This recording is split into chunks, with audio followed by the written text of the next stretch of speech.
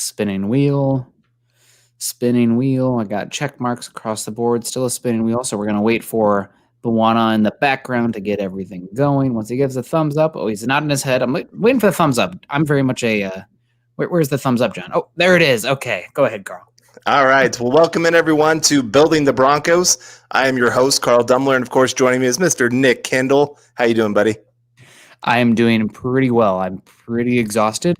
Woke up at 1:30 on Sunday to drive down and summit Mount St. Helens, which we did end up doing, but it was like 60-mile-an-hour winds and snow. It was so cold, I had a pair of long underwear, and I wrapped it around my head just to prevent windburn and whatnot. So there's a picture of me floating around with long underwear just hanging down like a beard. But other than that, I'm doing good, and also just very busy with the vaccine trials. So fun. All that. Yeah, very busy. Yeah. Oh, man. Yeah, we were supposed to get I think it was last week they were predicting 20 inches of snow today. Ugh. You know how much we got today? 2. 0. It was bright and sunny and warm out. Amazing how much can change in a week. But, thankfully, snow has stayed away. I don't know if that's a good thing or not, but I guess winter's here. I guess I should accept it. But that also means that we are in the middle of football and good times with that. So I'm excited that we get to talk some football today. Even if the Broncos are down, there's still plenty to talk about and still plenty to look at. I mean, this is part of the process. We said 2020 was not the year for the Broncos, that we were thinking 2021 can maybe be the real year where they get to compete with the Chiefs. This was the evaluation kind of year. And so we're going to evaluate some of the decisions the Broncos made this week. And so I'm excited to talk about that. But before we get to that, I want to let everyone know that our stream tonight is brought to you by sportsbetting.com. Broncos country, gambling is now legal in the state of Colorado. And here's what makes sportsbetting.com a no-brainer for all sports fans. Sharp odds and low juice. They have in-house bookmakers. They're not a third-party provider of odds, reduced juice, best prices. Their hassle-free bonuses means that the bonus money is yours after you bet it one time. Other sites range from 5 to 30 times. I've done that before. 24/7 live customer support, always a real person in the U.S. And here's the kicker. At sportsbetting.com/Mile High Huddle, you can get a 100% risk-free week of sports betting up to $1,000. Not just one bet, but all of your bets. Play for a week, and if your losses exceed your winnings at the end of the week, sportsbetting.com/Mile High Huddle will cover 100% of the differences up to $1,000 with a one-time rollover. So head on over to sports betting at sportsbetting.com/Mile High Huddle. That's sportsbetting.com/Mile High Huddle and capitalize on a risk-free week of sports betting up to $1,000. Also, make sure you head on over to Twitter and follow us there. I'm at Carl Dumler, MHH.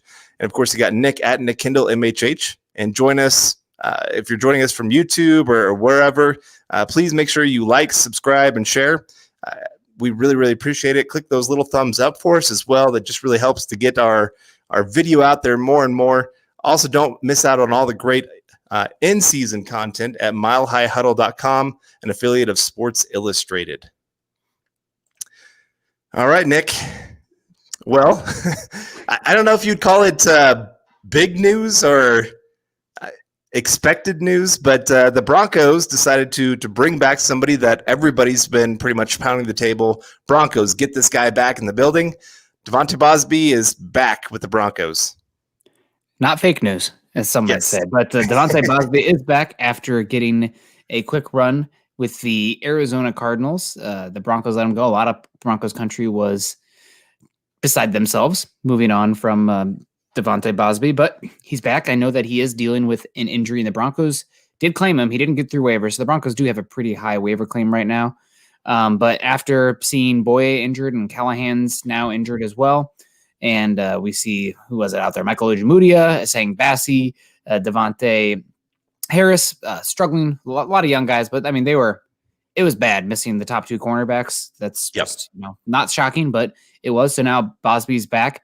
And I guess we have a lot of super chats here. Buana, would you pull up some of those Bausby ones? So we got JL Avenger 23 coming in with 5,000 CRC. So Costa Rica, beautiful country. Love Costa Rica. Let's pull up his comment though next to it.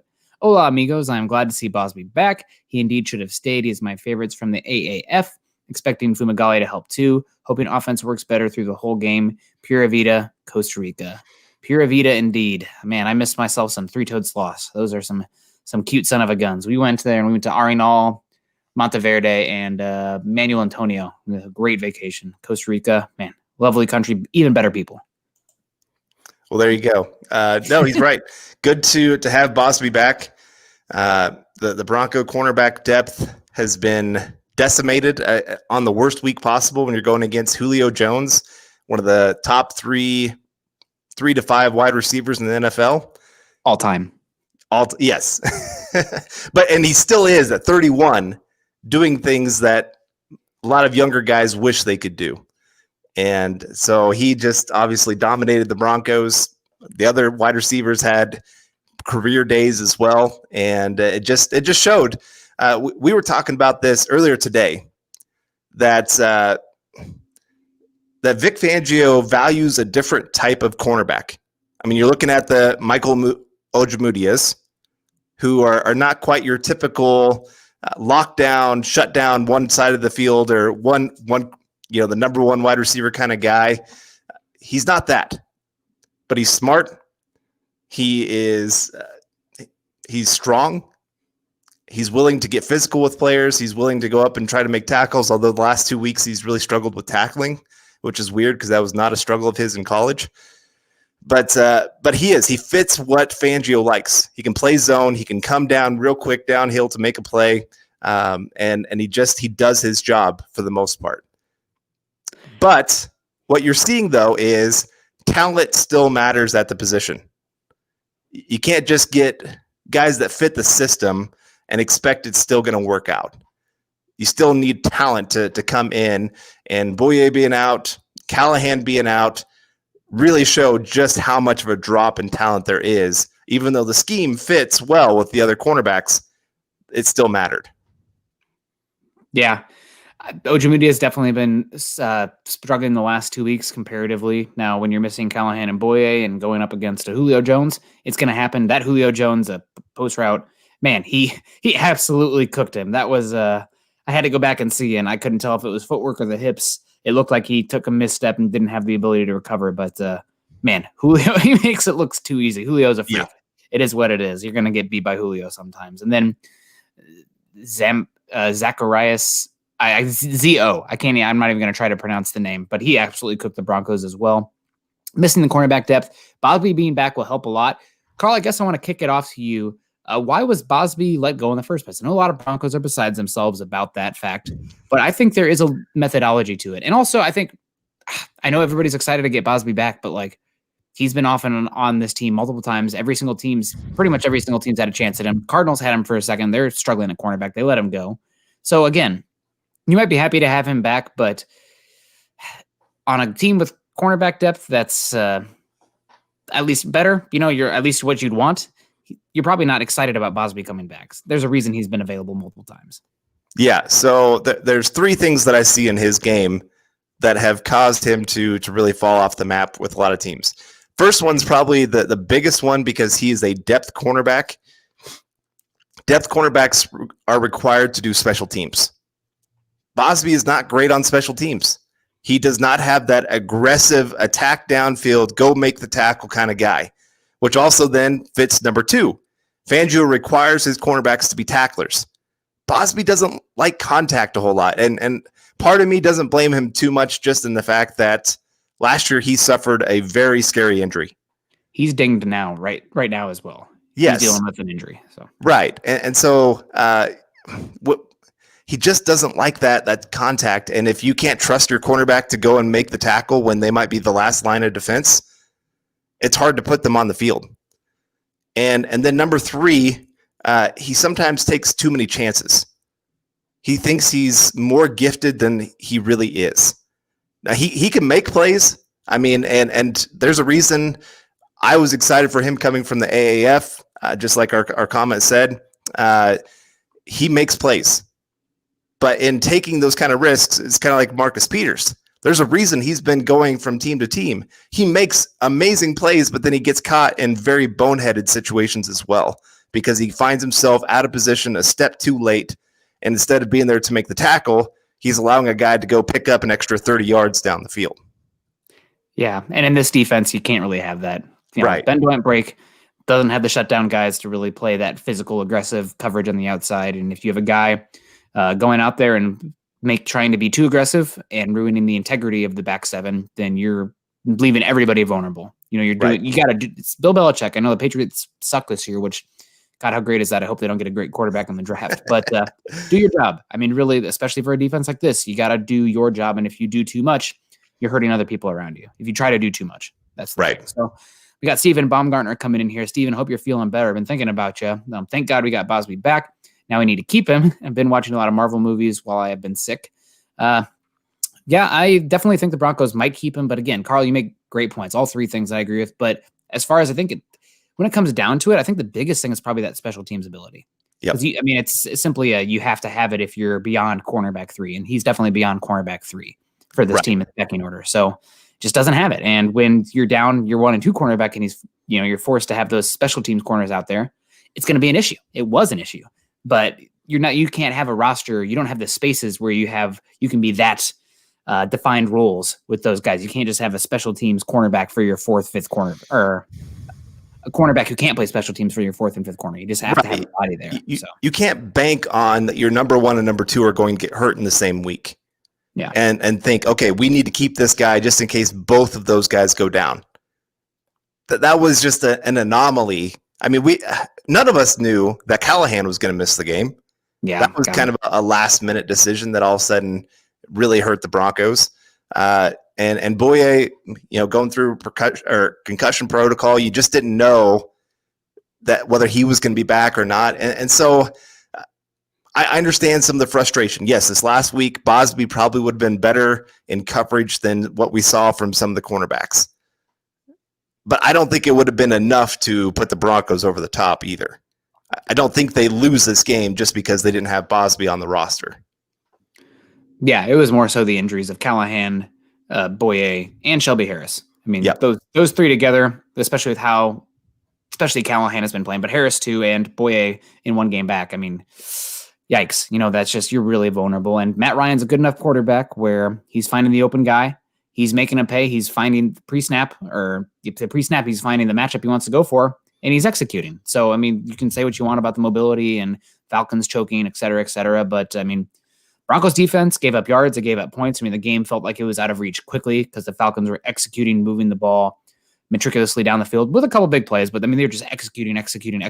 So, when at some point when you have this many injuries, it's going to show. And the Broncos and the 49ers are 2 teams that it's just like you throw your hands up in the air and say WTF. I mean, it's just, you can't make excuses. I mean, it's definitely an excuse, and it's a valid one on our end, I would say. But that's just how the year's breaking. I mean, it sucks. But, can't control it.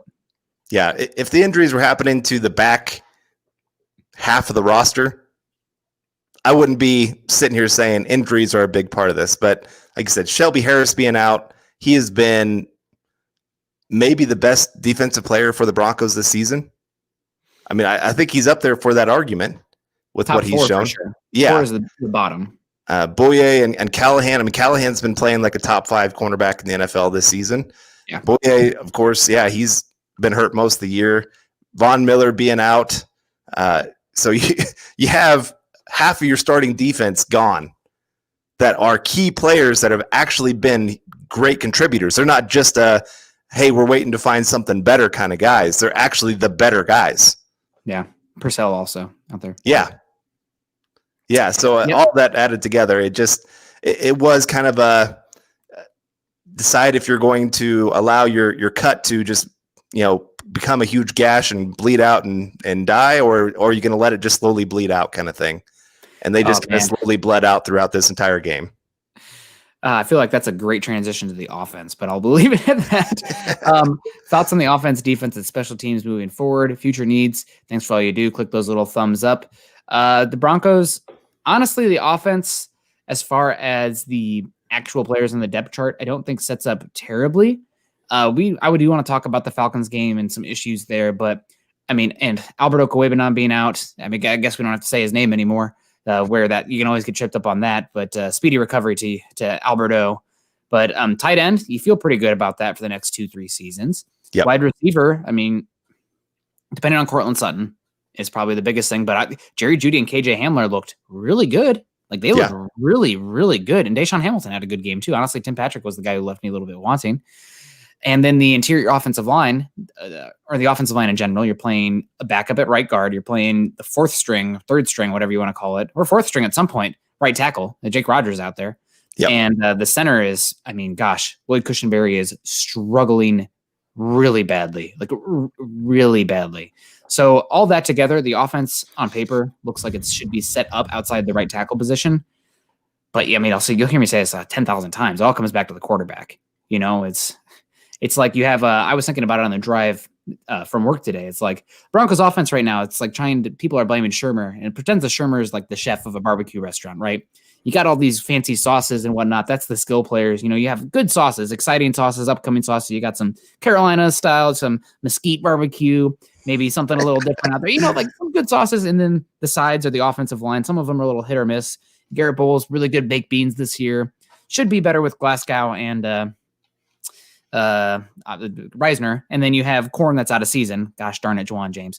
But the biggest one right now is the quality of the meat has just been not great, and that's the quarterback position. I mean, it really comes down to how good that meat is for that barbecue place. You know, you can blame the chef. The chef obviously could do better with the meat that he has, but the meat is also not living up to par. So there's plenty of blame to go around. Blaming on one or just the other is you guys are falling for simple polarization of two sides. You got to be better than that. There's nuance to it. But that's what I come down to. So sorry, long answer there. But and we didn't even get to the defense. But I think the offense overall, it has definitely areas that could be improved. But how can you say anything needs to be improved until you have a quarterback, right? Like you don't know. Right. And Locke, he really has regressed this season. Yeah. He's doing things this year that he wasn't doing last year. At least last year, he was stepping up in the pocket and getting to his second read. For this game, I don't fault him as much for that because the interior offensive line was that bad. A lot of the season, that's been true. Yes. And I agree with you. This game, I'm going to give him a little bit of slack because, my God, the interior offensive line was bad. Right. No, it just, like I said, it's more looking at the overall picture of Drew Lock so far. I would say there's been more bad than good. And now the good has been flashes of greatness, but you can't just keep having flashes and expect that's going to be okay. You got all these other quarterbacks that are showing consistent good on the field. Herbert for the Chargers, showing consistency in what he's bringing to the table. Still makes some rookie mistakes, but at least game in, game out, you have a pretty decent idea what you're going to get from him. Kyler Murray, consistent greatness on the field. We haven't seen that from Drew Lock. We see it in little flashes here and there. Some of these fourth quarter drives that really fit where he doesn't have to think as much. And usually it is kind of that first read. You're not having to read a defense because you're in hurry up. And so they're not bringing the exotic blitzes. They're just going to kind of a base shell coverage system. Makes life much easier for the quarterback, but you can't play an entire game that way. Yeah. It just doesn't. That's not a way to make a career. And so he's got to start showing some things that show he has advanced in what he's doing. He's still got 8 more games to go. So he's still got plenty of time to show something, but the clock is winding down here to the Broncos are going to have to really figure out something at that quarterback position. Otherwise, you are wasting away all these skill position players that look great. While they're cheap also. Yeah, while they're cheap. So we'll see how that plays out the rest of the season. Defense, it's just injuries. I mean, there are some lacks, like obviously don't love they lack some athleticism at the linebacker position for coverage, and they lack depth at safety. Yeah. Also, that's another one, but really it's the injuries are the biggest thing. Right. Special teams wise, it's just a matter of, again, when you've been hit by injuries, your coverage units are not great usually. Yeah. And I'm not a huge fan of our special teams coordinator right now.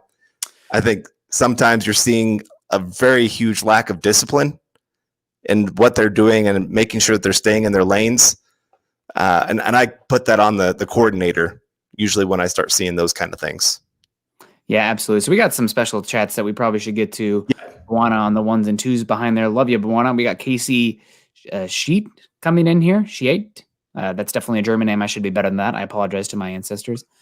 Drew starts late season junk games. Last year, late season junk games. His only positive this year being late. If he played well late in less meaningful games, does it still count? It still counts, but you have to, again, be able to assess the coverage, what other teams are trying to do. Are they playing very vanilla, drop guys back? Not prevent, but you're talking about easy, simple shells. It's kind of like in Madden when you tell the corners to back off because you don't want to get beat deep. You're not playing a prevent defense, but you're playing softer coverage. So that's something. And also the route types are very easy. I think it was Joe Rolls had one that he said in this game, 33% of Drew's completions were on curl routes. And a lot of those are because of the soft coverage. Those are open. So it's a concern. I still think, you have to understand that the flashes are there and they're positive. It's just not consistent enough. So this is something also I was thinking about. I haven't seen anybody really talk about it, but for Drew Lock, we see a lot of talk about running stuff that Drew feels better about, which I would argue that from what I've seen from the All-22, there are plays there to be made. Sometimes there's guys not executing the offensive line. The interior offensive line has been really bad. So that's, Dalton Reisner too. We know he was really good last year. He's struggled this year. And Cushenberry, he probably looks like a guy who needed a year before getting out there, but here we are.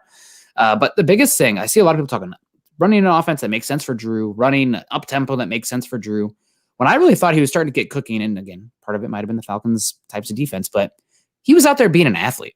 And I know there's talking about running bootlegs and stuff, but maybe even some quarterback design runs. Once he started kind of getting out there, getting hit, rather than thinking, this completely cerebral type of game, getting out there, running around, maybe run a quarterback power. Iowa ran that with Nate Stanley. If Iowa can run that with Nate Stanley, the Broncos can run something with Drew Lock. I know you're putting him at risk in an ideal situation. You're not doing that, but whatever's going on right now is not working. I want to see them use Drew Lock, the basketball player, the athlete, a little bit more just to loosen him up and let the game start flowing, because I felt like once he started running around, whether that be scrambles or design plays, that's when things really started to open up and he just started to play more loose. Yeah. I come back to it is his skill set, but I come back to, is that sustainable for a career? It's not. No.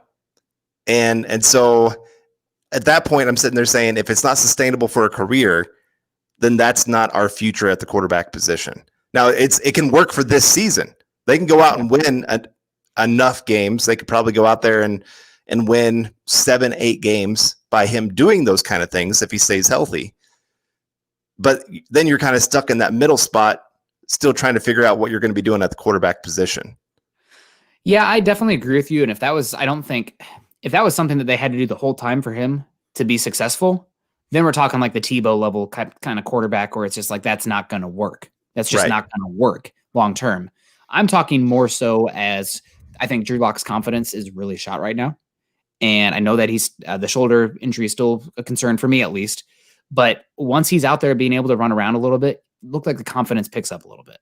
So I'm looking to go out there, let him be an athlete early, run around, whether it be bootlegs, heck, maybe an option. Let's see some trickery. I don't know. We got to think of something because the offense has been abysmal quarters 1 through 3 the last 2 weeks. And if using him as an athlete, getting him out there and running around, again, we're not asking him to be Lamar Jackson, but just loosens him up a little bit and gets a little bit of confidence. I know if you're still having to do that to make him work a year from now, it's the sun is setting. But yeah. I think right now he needs a jolt. And when he was out there running around, I just thought he looked much better. Yeah, no, I understand that. And if it does kind of build him up and you can slowly build him up into more of an all-around quarterback as things begin to slow down, I'm all for that. I have no problem with the Broncos trying to go in that kind of direction. It just, like I said, just worries me. Can he get there? Can he actually begin to develop the things that you need him to develop? You're seeing so many of these young quarterbacks that are successful. I mean, they're showing things early on. There's no more of this developing a quarterback over a 4 or 5 year period and then evaluating at the end of that and saying, okay, what do we see here? You know, a lot of teams used to take those first round quarterbacks, give them the entire rookie contract to try to prove what they are. Now you're seeing teams where 1 year into it, even after their rookie year, they're making some decisions on, is this guy our future? And I mean, for better, for worse. I mean, that's just where the NFL is today. You can't wait on the quarterback position. Yeah. It is what it is. I think that he's shown enough flashes that I would probably still lean into it for Drew Lock next year. Still, I think the plan probably is they'd have to bring in maybe somebody like a Jameis Winston kind of thing, and maybe you get a Ryan Tannehill situation where Mariota is Lock, and then all of a sudden it clicks for that quarterback who was supremely talented. I mean, same with Ryan Tannehill. So that's a possibility, but right now I think the situation is the Broncos are going to be probably a 6-win team. I think that's probably the safest bet. 3 more wins on the schedule this year. And then you're stuck in that no man's land. Yep. You know, Broncos don't have the cash to throw at Dak Prescott. They just don't. And are they going to, maybe they'll trade for Sam Darnold, but then you're talking about giving up 2 second-round picks. I mean, you know, that hurts. Definitely it hurts. So it's a bad situation. And I know Shermer has plenty of blame. Drew Lock has plenty of blame. The offensive line has plenty of blame. The injuries have plenty of blame. But, you know, it's just where they're at. So we definitely want to get to the comment section here. We've been ranting a little bit about Drew Lock. Honestly, Carl, I know you're typically a positive guy. I feel like I'm maybe a little bit higher on Drew Lock than you are right now. But let's get to we can circle back to that. Tom El Greco coming in. Good to see you again, Tom, from north of the border there. Bassey was impressive in the nickel guys. He was impressive. I thought that he had definitely his best game. There was a few run fits where he came in and played pretty well. I still, man, seeing him get burnt on some crossers really has me concerned about his long-term ability in the nickel. But as far as a guy coming in and contributing, it was good. Is he going to displace Callahan? No.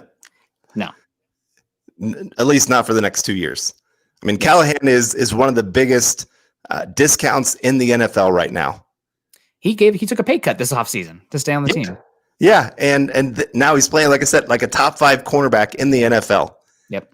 And especially over the last few weeks where they've given him the opportunity to be inside a little bit more, where he just really shines. That's his comfort zone, and he just dominates when he gets that kind of opportunity. So I like Bassey, but Callahan's the man.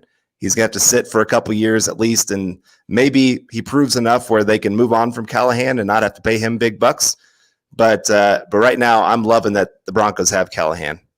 And maybe Bassey can become that kind of Swiss Army knife kind of guy where he's kind of a nickel safety type. I don't know if he's big enough, but I don't know if he has the speed to stick at corner long term. So, but he looks like he's tackling pretty well. He's a pretty smart player. So there's a spot for him on the team for sure. And he had a great game. Oh, here's a good one from Jay Roper. So I have a question. Is Shermer long-term? Do you think we should stick with Shermer and risk regressions of Locke, or change the OC with risk of stunting Locke's growth? You mind if I take this one real quick? I think that Shermer might not be the long-term answer, but Vic Fangio is going down with Shermer on the ship. So I think that in the Broncos, their financial situation, I just don't see them moving on from Vic Fangio unless there's a full-out mutiny from the team this offseason, because they'd have to still pay the rest of Vic Fangio's contract on top of a new coach. So I think that the Broncos are probably stuck with what they have. And also, I don't think Elway's looking for another coaching search right now. So they'll probably stick with it. The question is more so Drew Lock. I'm pulling for him. I really hope he is the guy. I still think he can be the guy. The flashes are there. It's a lot of like the stuff that's been an issue this whole time. Like the mechanics wise, the locking onto the first read stuff, and all that stuff leads to accuracy issues and boneheaded throws. So again, it's stuff that I hope we see down the stretch here. We still have 8 games. We still have a good sample size left against a lot of average teams. I would say a lot of average defenses. So you can't really make excuses of, oh, he just played all these great defenses, but also you can't have these teams where he's, playing against 2 of the top worst 5 defenses in football, like he did last year, going against the Lions and the Raiders. So we should really have an idea about Locke at the end of the season. Yeah. And again, you should know it when you see it. And right now it just hasn't been it. Yeah. And I would say this about Shermer. Part of the problem, I think, is just not having any kind of preseason to work with these players and get to know what is their real skill set. I mean, he can watch them on tape, but having a few snaps during the week and then the game snaps, I think it has been a little bit of a learning process for him. You could say that's an excuse, but it is part of the process of just trying to figure out what works with your team, what works with your quarterback. he hasn't had that opportunity to really figure out what meshes well with everyone there. And I think you're seeing glimpses of it at times where you're starting to see like Jerry Jeudy become a lot more involved in the offense and become a true number one wide receiver for them and running a lot of the routes that he does well with those crossers and just really getting him into space, letting him use his route running to get himself open. You're seeing more and more of that become a part of this offense. And Tim Patrick, I think he's done a great job of really utilizing the skill set of Tim Patrick. I still want to see Shurmur develop a little bit more with Noah Fant and what they're trying to do with him. Part of that's been Noah Fant's been hurt too. So it's kind of hard to develop that when the guy can't hardly be on the field half the time. So right now, I agree. I think they're love it or hate it. They're stuck with Shurmur for at least this year and next year. Maybe not all of next year. If we're at this point next year and these offensive issues are still happening, you could see an in-season change. But I definitely think going into next year, they're just not going to do that. I mean, Vic Fangio, they fired a guy who was up and coming in Rich Scangarello because Shurmur was Vic's guy. And I think it's going to stay that way this year. So hopefully it'll start to mesh a little bit. I understand that maybe Drew Lock came from a shotgun system at Missouri where he was at his best, but he started to look better in the West Coast Shanahan style offense. And now they've gone back to this kind of shotgun 3 wide receiver set, which requires more precision, more mechanical consistency. And you're just not seeing it right now. So I don't know. I think either way, Shurmur's here for next year. But I would have said the same thing about Scangarello at this point last year too. So circumstances change. Yeah. But I can't see a reality where Shurmur is gone because I think Fangio would say, if Shurmur is gone, I'm gone. Yeah. And the Broncos are not. Again, we're talking in definitives, but I would be shocked if the Broncos are paying Vic Fangio on top of a new head coach next year, given their financial constraints. Yeah. And Jay with the follow-up here. Also, can you guys please explain to me why Locke is not able to read defenses? Where is the pre-snap diagnosis? Shouldn't he be changing plays that he knows are going to be bad via the defensive look? Well, I mean, and this is one of my big issues with Locke right now. I like Locke. I really do. And kind of what you said earlier, I want him to succeed.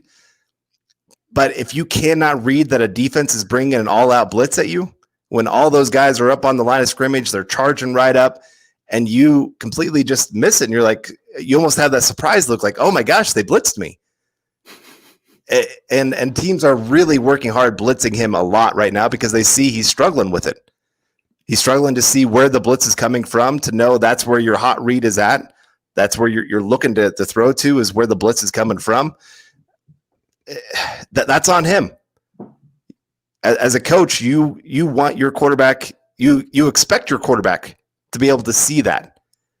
You can only call the play and hope that your quarterback can see all that they're trying to do on defense.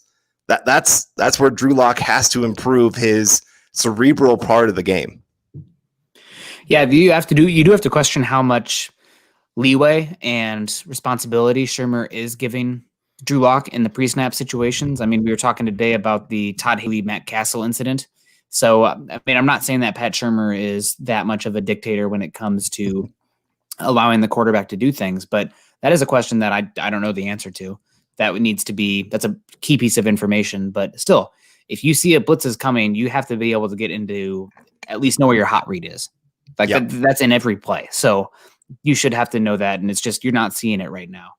But again, I've been as much of a proponent for the offensive line isn't as bad as people say for the past couple seasons. They've struggled, but especially they've been much better in the run game than they have been this year.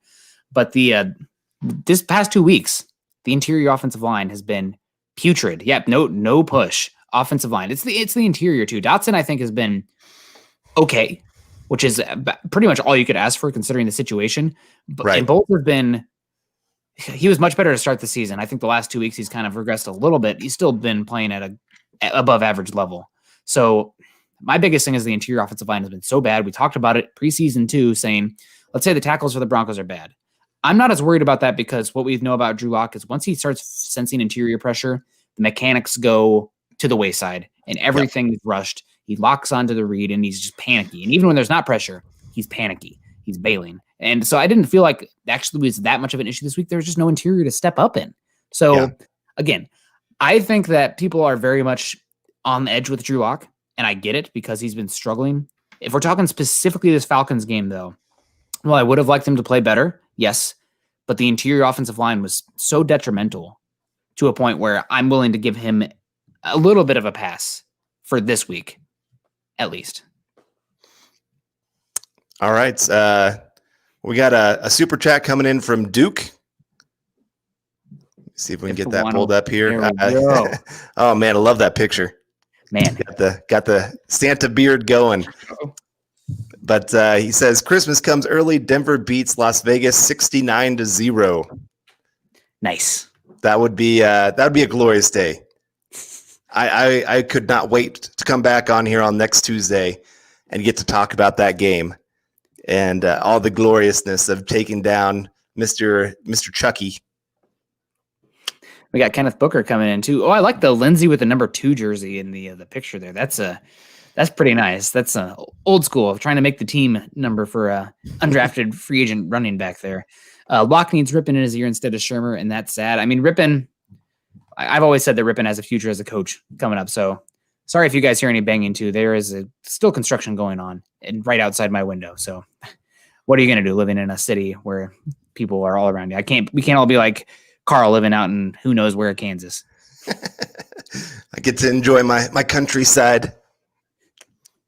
But no, I know Kenneth Booker is he needs to change his name to Rippon's number 1 fan, because anytime I say anything about Rippon, Kenneth is at me about it, and I appreciate it because it makes me chuckle.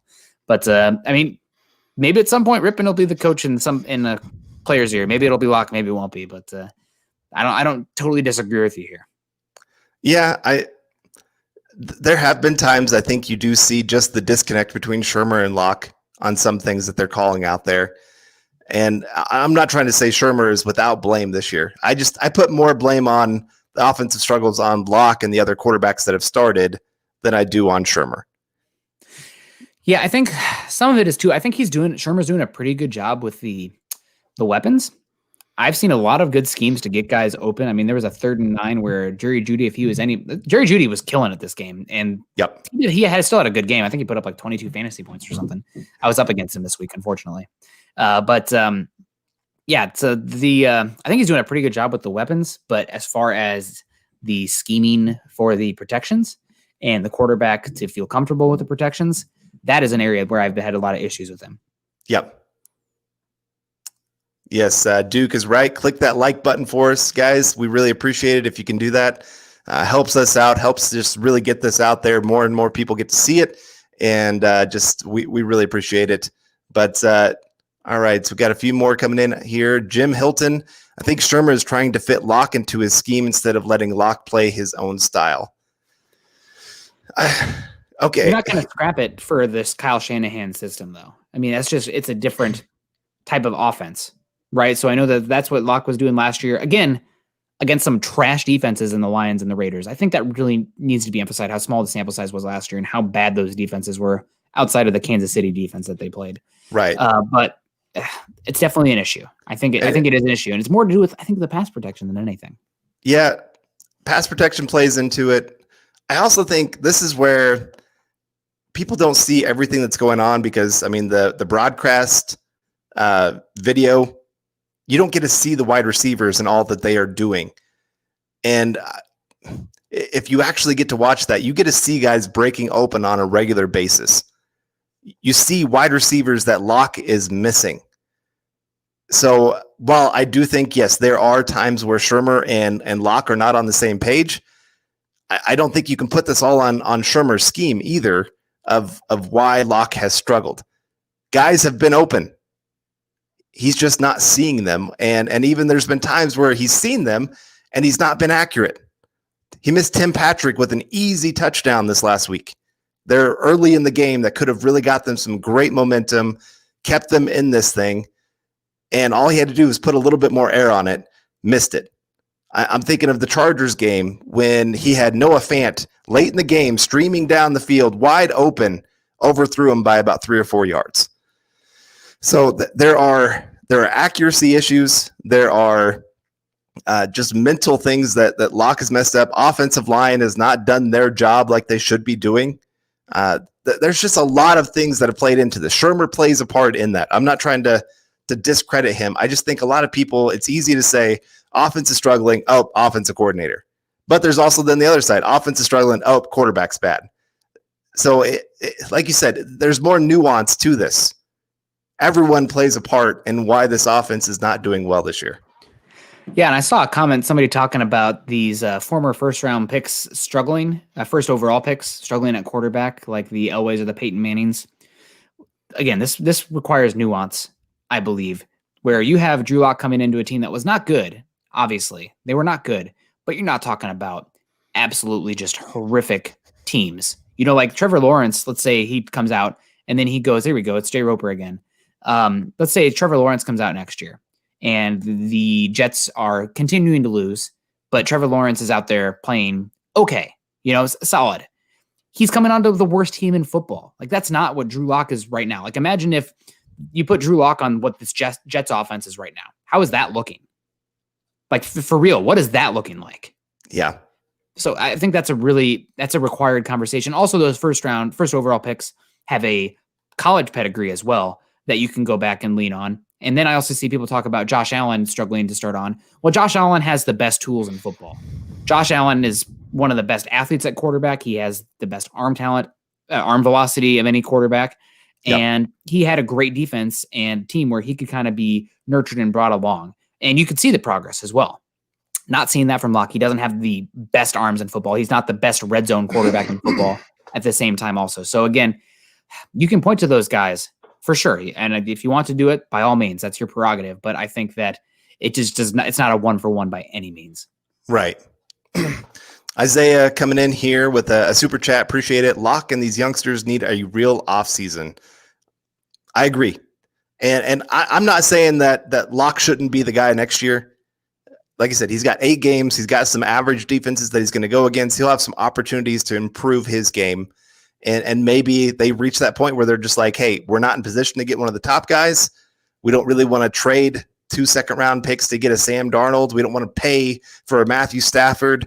Let's just give Locke when he has a real offseason, and Shurmur has a real offseason with him, and these weapons all have an offseason, and you get, of course, Cortland Sutton, a top 10 wide receiver in football, back on the offense. Yeah, I think that would pay dividends for this team. We said it at the beginning of the year that the Broncos would be one of the worst hit teams because of missing the offseason, just because of how young they are on offense. And we're seeing that prove to be true. You see miscommunications. You see some of these guys running wrong routes or not understanding what they're supposed to be doing. You're seeing, again, Locke not completely understand this offense and feel comfortable in it. I think and this is partly why I don't want to switch offenses again. Then Locke and everybody has to learn an entire new offense again. You need consistency. You're seeing it with the defense with Fangio, that when they get that consistency, they begin to really shine for some of these players. Yeah, I agree with you there. This is just a combination of so many things going wrong for the Broncos at the same time, and I really think that they must have made a deal with somebody to win that Super Bowl 50. I mean, we saw that team. They had one of the best defenses of the decade, no doubt, but like the offense was so bad, and there were so many games that were like, man, I don't know if they should have won that game, but they pulled it out enough to get the first overall pick, and then the playoffs just rolled the right way, and they won the Super Bowl. For a team that, I mean, the 2012 team, I think if you matched up the 2012 team to the 2015 Broncos, that 2012 team wins 4 out of 5 games. So again, it just kind of fell that way, and this year it's kind of paying the piper with that string of luck. So again, it's coming back, regressing to the mean, so to speak. Here we go, Kenneth Booker again. Oh, some more ripping comments. I think Kenneth Booker is ripping. I really, dude. How you doing? How you doing, Brett Rippin? Rippin might not have the talent to be a long-term quarterback, but he definitely knows how to set protection. That's Locke's biggest weakness. I think it's one of Locke's biggest weaknesses. My biggest thing with Locke is just the base mechanics, because they go haywire immediately, and then as soon as you do that, you're sacrificing mechanics. He's skipping balls off the turf and sailing guys, and it's just, and it's when it's not called for too. You know, like I get it. You grew up watching Brett Favre, but you're not Brett Favre. You know, you don't have Brett Favre's arm talent. I'm sorry, Locke. You got a good arm. You don't have Brett Favre's arm talent, so you can't be out there Right. making plays when it's not called for, or trying to make those splash plays, off balance throws, off platform when they're not called for. Well, and I do wonder how much that shoulder injury is affecting him with some of that accuracy. Yes. Because last year he was throwing off platform, but he was much more accurate than what he's showing this year. He's missing some of those really easy throws that even when he is on platform, he's just not. I don't know if he's trusting his arm like he did last year. And so he's got to work on some of that. He's got to get that shoulder healthy. And like I said, he does have to work on those base mechanics. His footwork is just all over the place. He's trying to do, you're seeing a lot of these quarterbacks, and yes, it works sometimes. And everybody watches Patrick Mahomes with all of his different arm angles. Matthew Stafford does it. Aaron Rodgers does it. And I guess you're starting to see a lot of quarterbacks just think they can all do it too. And you're even seeing it in the college game where I'm going, come on, guys. When it's not even called for, like you said, there's just times where he's even trying to throw sidearm when it's not called for. And so some of that, just clean it up, make the throws when you need to make the throws, and get him that full off season with these guys. I think, yes, that would pay a huge dividend for the Broncos. So I'm not fully giving up on Locke. I'm not saying move on, get another quarterback right now. I'm just saying there's a lot. There's a lot to be desired. Yeah. And just to shift gears here real quick, Bowana's looking for super chat or anything in there. I think not the biggest thing, but something I do want to talk about is these second and long runs with Shurmur, which I think is probably one of the biggest issues right now. But I also think it comes back to how much the offense, the way they're calling plays, they're saying that they don't trust Locke. Maybe they also don't trust the offensive line, but they don't trust Locke because they are doing everything they can, even though it goes against the data, to not be in 3rd and long. If they can be 3rd and 7 instead of 3rd and 10, they will take it, even though everything screams, don't run the ball on 2nd and 10. Like, just don't do it. It's bad. It's a bad idea. So I think that really comes back to not trusting the quarterback. And again, why are they in so many 2nd and 10s? Because they're not executing on 1st down. They're horrible on 1st down. Yep. There are guys open, and they are just not executing on 1st down. And so when you're constantly in 2nd and 10, I thought that actually in the first half, there were some 2nd and 10 runs. There was a draw that actually I thought was a pretty good play I think it was to Lindsey on 2nd and 10. But again, it's the reason that it's such an issue is because they're constantly in 2nd and 10. They're not executing on 1st down, and there are guys open. There really are. So it's just, there's just so many issues that they can go with. And again, shifting gears here real quick again, actually, this is where I wanted to go. The reason that people are screaming for Drew Lock to, have another year, bad offseason or whatnot, I don't think Vic Fangio has another year to ride the Drew Lock experience if it's this much of a struggle. Vic Fangio will be, if the Broncos finish 6 wins or less this season, Vic Fangio is probably coaching for his job next year. Yep. And is he hitching his wagon to Drew Lock? I don't know. I mean, but from what we've seen so far, I would be very trepidatious knowing that my job depends on what the quarterback play has been so far. So again, there's a lot of factors to discuss here. We got 8 more games. God, I'm pulling for Drew Lock. I thought I saw somebody say that they didn't know how much Drew Lock wanted it. Drew Lock wants it, guys. He is devastated after these games. Don't question his heart because that's in it. But just right now, it's not all coming together. And there's plenty to blame to go around. But simple fact is he's got to play better. Yeah, you're right. And the Broncos, if they decide to move on from Locke, there's a lot of different options and avenues that they can go. We'll get into that conversation much later into the season or into the off season. But we got Andron coming in here with a comment. I truly believe Locke is struggling early because we can't get any running game going early. We're the youngest overall offense in the league. We must have a running game. Yeah, that's a part of it. Offensive line not getting any push, run game not really getting them into advantageous 2nd and 3rd situations. And I mean, you've seen also Melvin Gordon struggle with fumbles. It's just been the entire offense. You can look at everything that's gone wrong and say, and if you said, hey, this is the problem, I would say, yep, you're right. This is the problem. I mean, that's what we're seeing in this conversation today. There's a lot of blame to go around of why this offense is just not doing well, why Locke is struggling early in games. There's many things that play into that. Yeah, I definitely agree. And again, a running game is only as good as, well, the defenders in the box, number one, but the offensive line. And Garrett Bowles, he was the whipping boy all offseason. He's been the whipping boy since he was the first overall pick. He's not really the issue. It's the interior offensive line. Dalton Reisner is really struggling. He had that injury. I don't know if that's still bothering him, but he's been struggling. Lloyd Cushenberry might be playing as the worst center in football right now.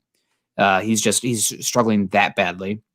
And again, I've made this point on Saturday, but like the Broncos' last two starting centers, and Matt Paradis and Connor McGovern, they were on the practice squad their rookie year. So like Lloyd Cushenberry is tossed to the fire, sink or swim. Right now he's sinking. You have to give him, I think, 2 or 3 years. I really wanted them to sign BJ Finney because I wanted to have that stable center to come in year one. And maybe in hindsight, that would have been a good idea. It didn't happen.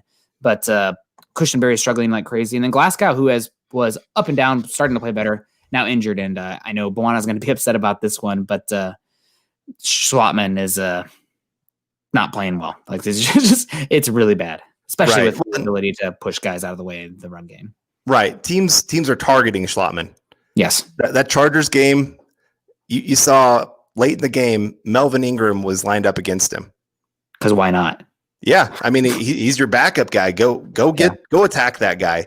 And so they were really working hard to beat him because they realized he's the weak link on the offensive line. And while he's good, he's a good enough backup, he's not your long-term solution there. And so you need to get Glasgow back. Hopefully he's back this week, because I think that then in turn helps Lloyd Cushenberry, because he was looking good, or looking better, I would say. Not good. He was looking better until Glasgow went out again. Yeah. I mean, that's a big one. And then also you have Jake Rogers coming in too. So again, I feel like we're being very hard on Drew Lock, but that's because we understand the window Fangio has and what it takes to be a quarterback. And there are always cases where quarterbacks can land elsewhere and succeed. There's the Ryan Tannehills of the world, and it would really stink for the Broncos to move on from Drew Lock and then have him go find success elsewhere. That right. would be unfortunate, but we're working with the ticking time bomb right now, and it's not going to be totally fair to Drew Lock. It's a results business. He's going to have to deliver, and he also needs to show that he's a quarterback that can succeed despite not having ideal situations. Most quarterbacks do not have ideal situations year after year, and you can make excuses forever, but at some point, the quarterback has to be a guy that can overcome those excuses. So not seeing that right now. Flashes are still there. 8 more games, guys. 8 more games. But Kenneth Booker, after getting a first down, they need to run no huddle. I would love that. I would love them to do that. I think it was North Carolina a few years ago. Anytime the ball, for basketball, anytime the ball bounced off the rim, frickin' running up the court, man, just going as fast as they can in the transition game. I want to see that on first down as well. Get rhythm, make those other teams on the heels. I feel like the best offensive have done that. That being said, the ability to run that consistently and to execute properly out of that, pretty hard ask for the youngest offense in the NFL. Right. I think it's not easy. You have a veteran offenses that can pull it off much more. Right. I mean, you saw that with the Patriots. Tom Brady, he was famous for being able to change the pace of the game throughout the entire game, because I mean, he's one of the smartest quarterbacks to ever play the game. And I mean, they just are one of the more disciplined teams. You're seeing with the Broncos, they get a lot of pre-snap penalties because you're seeing how undisciplined they are, because again, they're young. These guys are thinking too much on the field and making little mistakes that add up quickly that disrupt a lot of these drives. And so all of a sudden you go from, getting that first down to all of a sudden, illegal formation, 1st and 15. And they're showing that they just haven't been able to overcome when those mistakes happen. And so I wouldn't mind them going hurry up just to kind of get guys getting into a flow of things. But it's kind of a double-edged sword. There could be some really good things that can come out of that, but you can also see some major mistakes that really destroy the team. Yeah, we got Kenneth Booker coming in to superstar today. Phil was used Slotman to his advantage. He would let him get bowled over, and then Phil would jump cut to the other side in the Chargers game. Nobody's as good at running the football that way as Phil. Yeah. The past few seasons too, the interior offensive line, but the Broncos run game, they were one of the better actually run blocking units in football. Didn't really matter because the pass blocking was that bad in comparison. But this season, the run blocking is it's not the same. So I don't really know what's going on there. I think probably the biggest thing is the center position is struggling so much that having a trickle down effect on the rest of the offensive line. We got Darian P coming in here too with a good question. I know it's a big topic of conversation with Shurmur following him all season. But Darian says, I know Eric mentioned this before. Why doesn't Shurmur implement more motion in the offense to help block pre-snap? Excellent question. Why isn't every single play a play action? I don't know. Like if there's a point of too much play action, data says we haven't reached it yet. So that's something that you'd have to ask him. And I mean, why aren't they using trick plays either? We saw that reverse, which looked actually pretty darn good, getting the ball to KJ Hamler in space. Now that's out there on tape. Keep using the motion. Make teams think about it. You saw a team you had success with it. Keep putting it out there on tape and make them at least respect it. And that if that stalls a defender for a quarter of a second, that's sometimes all you need for a window. So I don't know. That's a great question. Yeah, the Chiefs use it all the time with Tyreek Hill. And Mecole Hardman. I mean, right. Most of the time it is a fake motion sweep, and it's just a run up the middle. But just because they fear that kind of speed coming off the edge, it just opens things up for the running back running up the middle. And so, I'd love to see that happen a lot more. And I think once they get more comfortable with KJ Hamler being on the field and kind of figuring out what he can do, I think you're going to see that a little bit more as we go about the season. Yeah, I see a lot of people asking me, where is my adult beverage? Guys, I literally busted in the door and ran down here. So I do have my water because I had no water today, but I've been really busy. I do need a beer, though. Nick's Beer Fund is alive and well. I'm going to open up a cold one after this.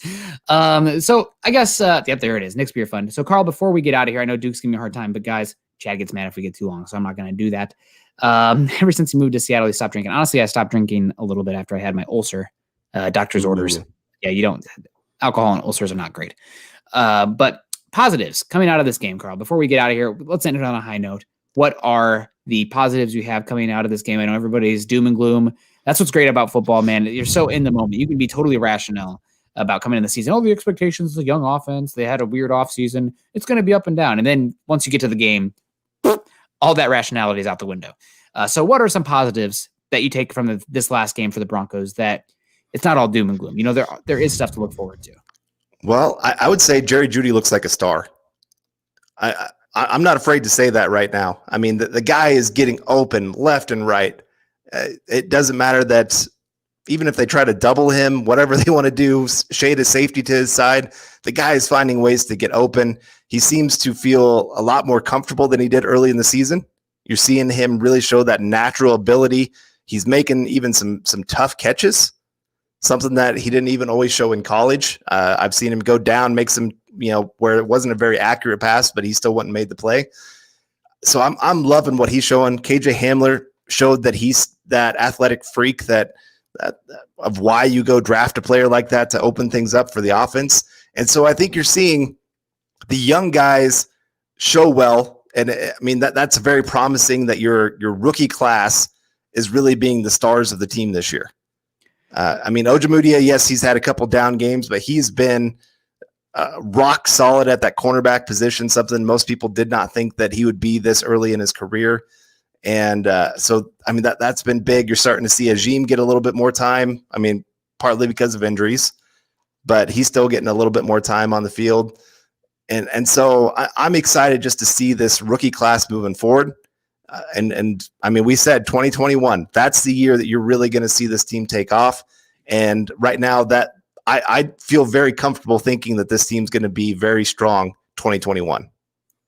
It all comes back to the Q. Unfortunately, or fortunately, if you have a great one, then other things don't matter. But I want to say my positive. Oh, go ahead. Oh, I was just going to say, but also, I mean, you get these injured players back too. Yes. I think that makes a huge difference in just looking at this team and going, okay, you got a great secondary, especially if you re-sign Justin Simmons. You've got great pass rushers once Von Miller gets back because, I mean, Malik Reed, he's not great against the run, but he's showing pretty darn well as a pass rusher. And Draymond Jones is really coming into his own as an interior guy. You get Casey back to add next to him. Hopefully you get Shelby Harris signed again. Man, I mean, you see this team when the starters are in there, this could be a quality roster. I definitely agree with you. And my positives, somebody mentioned here, I pulled it up for a second and then it disappears with comments. Casey Martin coming in. Casey, we see you. You're always in here. We really do appreciate you. Hamler played well against Atlanta also. Yeah, I thought Judy and Hamler looked really good. That made me excited. And that's, again, this isn't a terrible offense. It's young, but there are means to succeed. So we got to figure out that offensive line. That's got to get a little bit better. That, again, we've been concerned about tackles forever, but that interior just not getting it done. So, and that hurts the run game as much as the pass game. But I think that's another one. And also, talking about young guys getting some play, I mean, I thought Draymond Jones had a really good game too. Yeah. He was in there making plays, and DeMarcus Walker had some good pass rush. He was still getting moved from the point of attack like he's a shopping cart, but in the run game. But other than that, I mean, Draymond Jones had a very good game. So I'm really excited about him as well going forward. So those are my big two positives. I thought those two guys look like long-term guys that can be big playmakers, and they're just getting better. Right. And obviously Judy was playing very well. And God, if I don't feel bad for Judy for having luck. Oop, eyelash, how does that happen? I don't feel bad for Judy for having luck, but if Judy came into a situation where he had a more competent quarterback, let's even say Judy came in and played with Matt Ryan, he'd be easily on his way to 1,000 yards, I think, because he is getting open. I mean, he was open a lot this week, and finally they got him the targets that were necessary. I think you're going to really start to see that be the game plan going forward. I mean, he needs to be him and Noah Fant, who is dealing with an injury. It's pretty obvious to see he's not 100%, which is really annoying. I feel bad for him, but I mean, like, gosh darn it. But the offense needs to be funneled through Jerry Jeudy, because right now Jerry Jeudy is open. Yep, he's open now. I mean, just call it. Hey, Jeudy, you open? Yes, toss him the ball. It doesn't matter. Yep. And of course, Duke coming in with one last second super chat. Charlie Beagle is the best live chatter ever. Hard to disagree. When you look like that, Santa, it's great. And now I gotta drink some of my gluten-free. It's cage-free also. Ooh. Just for you. I do need a beer though. But yeah, guys, nope, we are at an hour. So unfortunately, we need to get on out of here. We do appreciate you. Now that Duke did that last super chat, we got to run quickly before he does another one. But that's going to do it for Building the Broncos today. You can find Carl on Twitter at Carl Dumler MHH and myself at Kendell MHH. Make sure you're going over to milehighhuddle.com, an affiliate of Sports Illustrated. Go to iTunes, leave us a 5-star rating and a comment. Also, like, subscribe, and share on YouTube. Click those thumbs up on Facebook or any sort of react. We do appreciate it.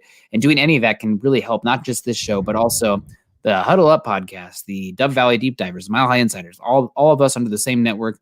When you support us, you support them. When you support them, you support us. So we really do appreciate that. You can also follow our main accounts on Twitter at Mile High Huddle and at BTB Football Pod. Carl, what do you have the rest of the night? What are your plans? I got myself a run to go on. A run? Yes. What are you running from? Everything. Life. God, ain't that the truth. I got my my Spartan run in March.